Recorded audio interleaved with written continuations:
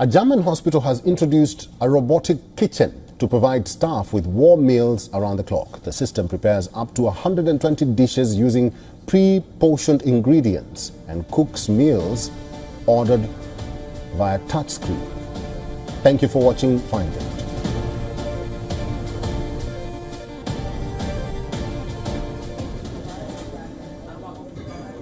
Das sind ja auch alles frische Zutaten, ne? Also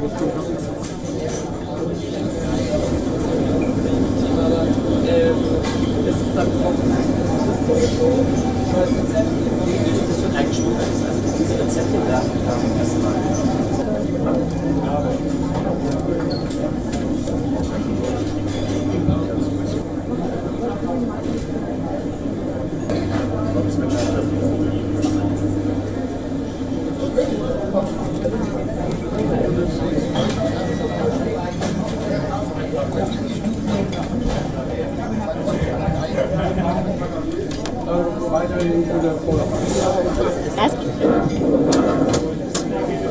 Danke Ihnen, Appetit. Ja.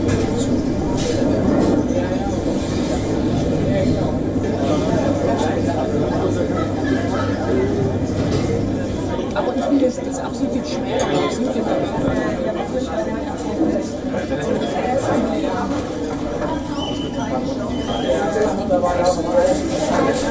A frightening science lesson has unfolded at the University of Sydney with a bucket of acid exploding on campus. The chemical was being relocated by a staff member when it reacted, sending 3 people to hospital and forcing dozens to flee. A chemical reaction turned emergency response. On the back of a stretcher, a Sydney University staff member with burns to his hand, the result of a nitric acid explosion. He seemed alright, he was kind of sitting up, so I think he was okay. The man was carrying 2 bottles of the substance in this bucket from a nearby science storage room when it combusted around 10 a.m. A lot of police engine, fire engine, there was a chemical response unit. The university's security block, classrooms and the aquatic centre filled with primary school students were all evacuated. 2 contractors working nearby were also transported to RPA Hospital after inhaling the toxic fumes. It's not very usual to have an accident like that around the university. Nitric acid is a highly corrosive chemical used in explosives like TNT, and when mixed with other elements can combust and create a dangerous orange vapour. No wonder special hazmat teams spent hours decontaminating the area. Now our firefighters are working to neutralise and stabilise that area around, and then they'll contain that in appropriate recovery bins, seal it up so that can be properly disposed of. Serious questions are now being asked as to why such a dangerous chemical was being carried down a public street and exactly how it became unstable and exploded. In Darlington, James Wilson. Vladimir Putin must be arrested if he heads to Brazil next month, Ukraine's top prosecutor has said, reminding the South American country of its obligation to uphold an international criminal court warrant. Due to information that Putin may attend the G20 summit in Brazil, I would like to reiterate that it's an obligation for the Brazilian authorities as a state party of the Rome Statute to arrest him if he dares to visit, Ukraine Prosecutor General Andriy Kostin said. The ICC issued an arrest warrant for Putin in March last year, accusing him of the war crime of forced deportation of Ukrainian children to Russia. Meanwhile, Volodymyr Zelensky warned that Russia plans to involve North Korea more directly in its invasion of Ukraine in the coming months. Ukraine has already accused Pyongyang of sending weapons and even personnel to the Ukraine front lines, and Zelensky said Putin's war was being prolonged by Russia's allies. On the front line, Ukraine witnessed a night free from drone or missile attacks on its territory for the first time in 48 days, officials said yesterday.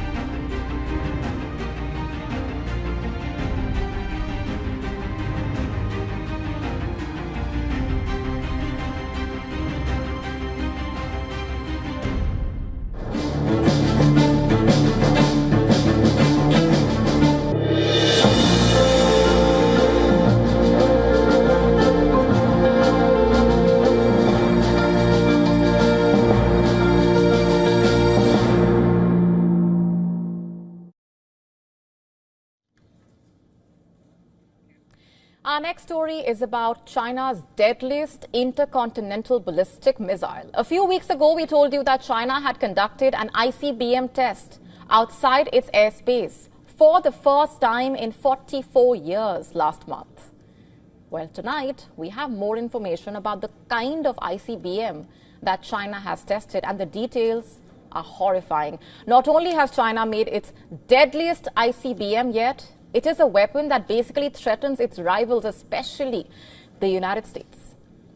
At first, the missile used in the test was thought to have been a DF-31AG, a variant of a third-generation weapon that went into service 2 decades ago. Now reports are saying that the PLA has developed an even more advanced kind of ICBM, the 4th-generation DF-41, DF-41.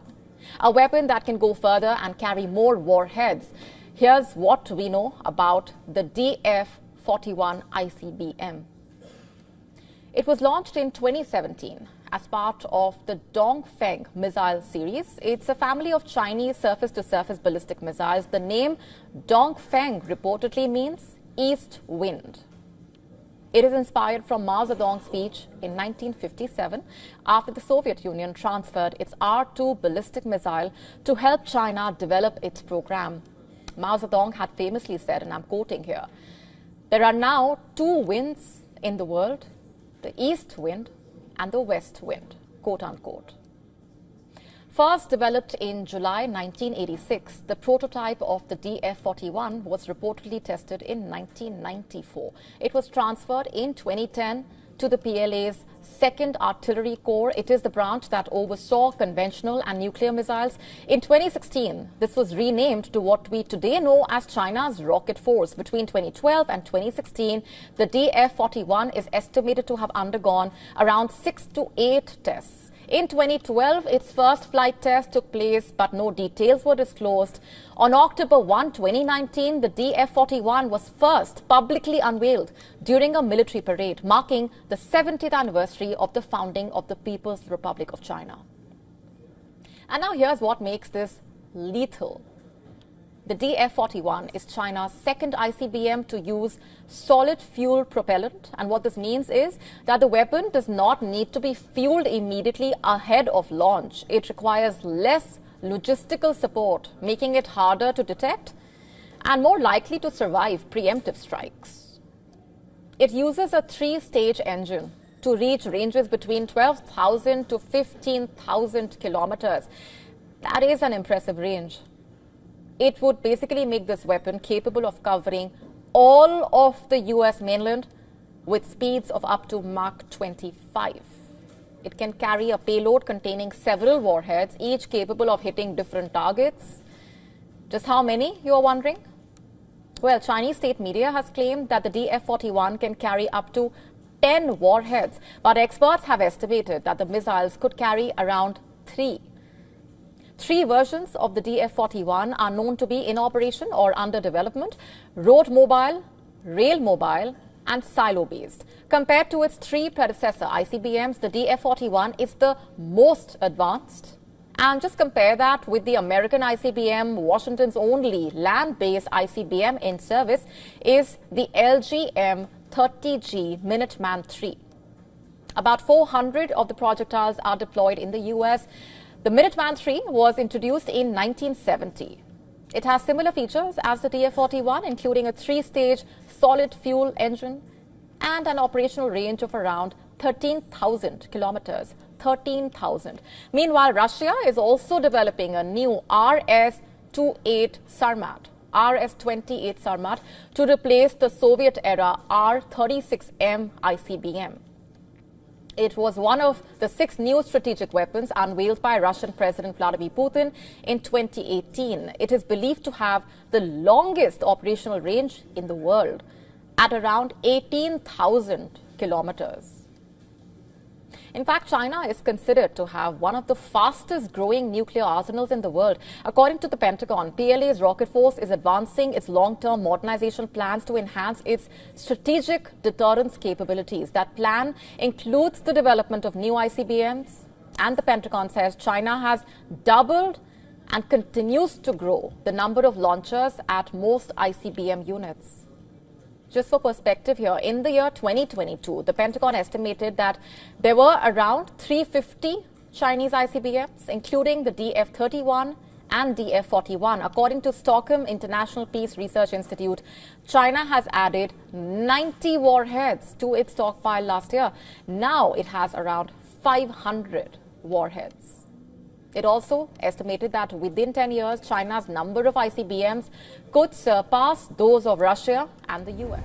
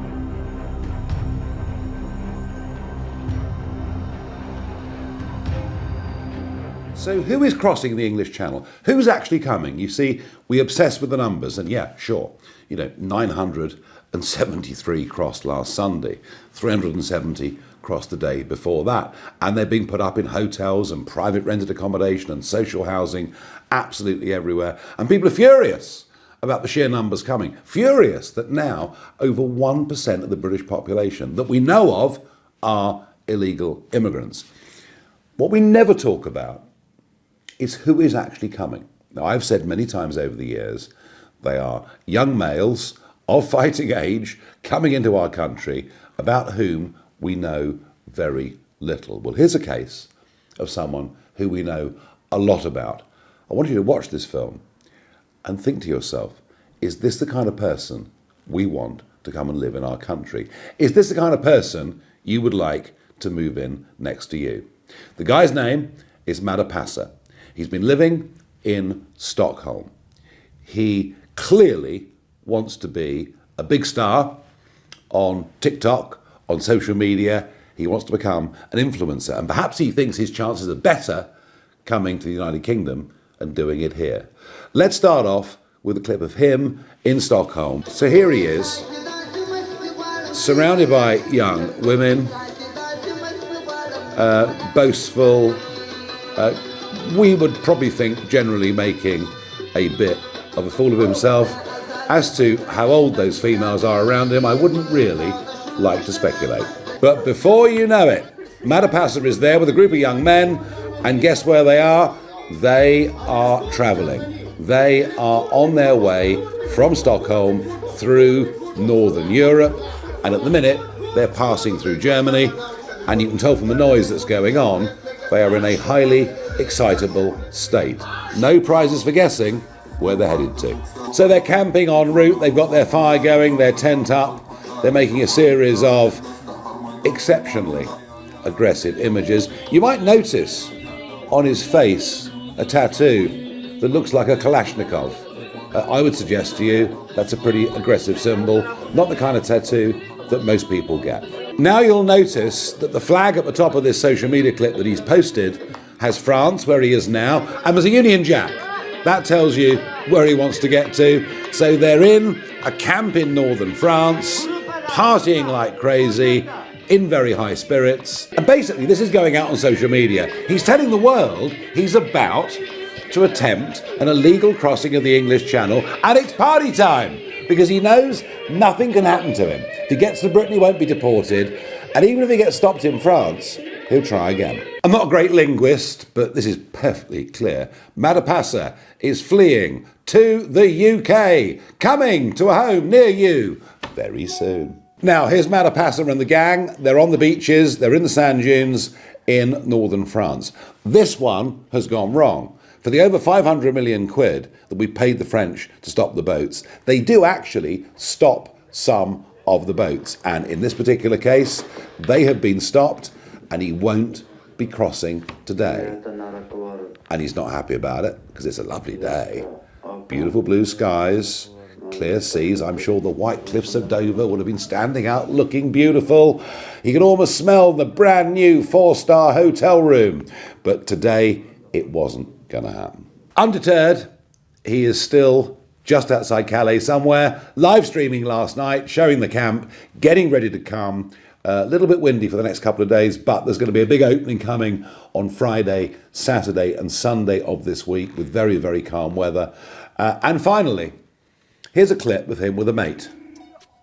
That's right, a gun. Not just a gun tattooed onto his face, but an actual gun.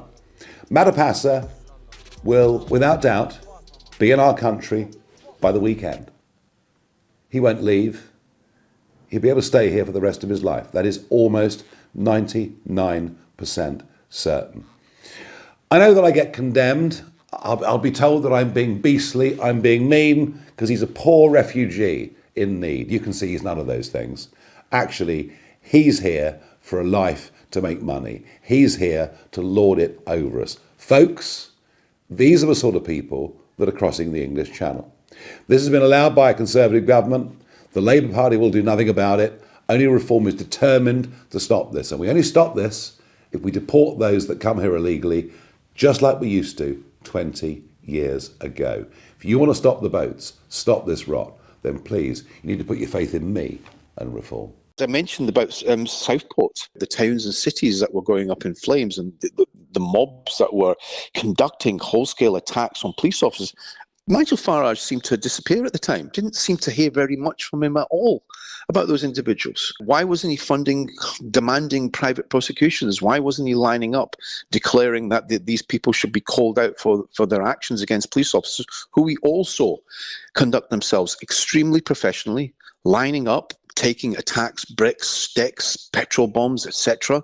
And I didn't hear very much from Nigel Farage at the time. But you see two Asian men involved in an incident in Manchester Airport, and Nigel Farage at a press conference, a political press conference, wants to intervene as a politician, wants to write a letter to the Home Secretary asking the Home Secretary to intervene, when the Home Secretary has absolutely no right to interfere in an independent police, an independent judiciary and an independent prosecution system in this country. He's quite clearly, Martin, one disturbed individual, this creature is. I've seen some of the TikTok videos he's been making, is basically he's taking the mick, is laughing It wouldn't surprise me, actually, Martin, if he was in this country right now.